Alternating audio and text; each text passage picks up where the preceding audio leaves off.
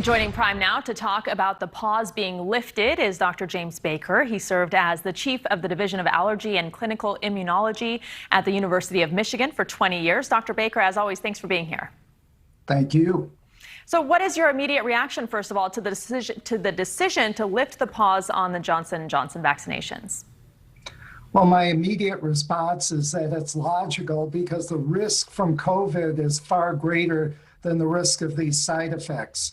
But this is something we need to address, and this is a unique vaccine. It's not like the Pfizer or Moderna vaccine. It's much more like the AstraZeneca vaccine.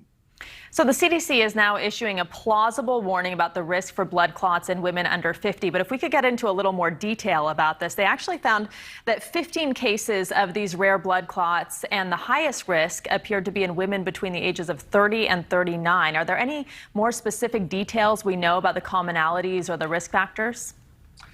Yes, this appears to be an autoimmune disease where immunization with the virus, in this case, it's an adenovirus. So it's a totally different virus they use than the coronavirus that causes the disease.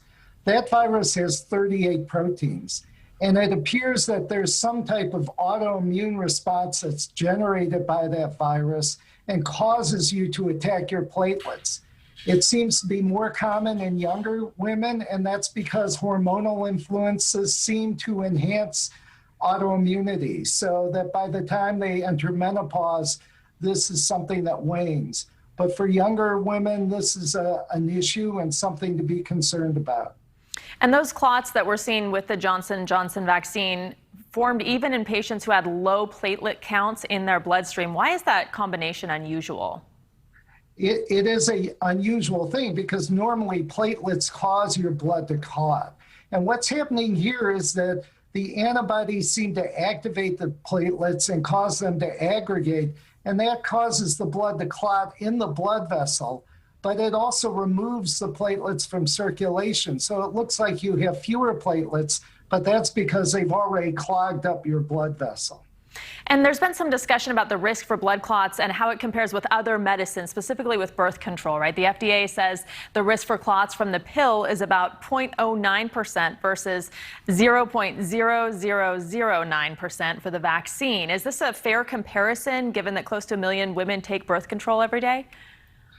I think it's a reasonable comparison. The clotting is very different. The mechanism is very different. And in fact, there's a drug called heparin that's a better comparison. And again, we see much higher rates with heparin than we do with the vaccine. So in terms of safety, the vaccine is much safer, certainly, than getting COVID. But there's still the perception, right, when people see these headlines. Do you think this whole episode has helped to preserve public confidence in vaccine safety because of the pause? Or do you think it's eroded it? Well, I think people have questions. I think clearly they've looked at this very carefully and they've made an assessment that's positive.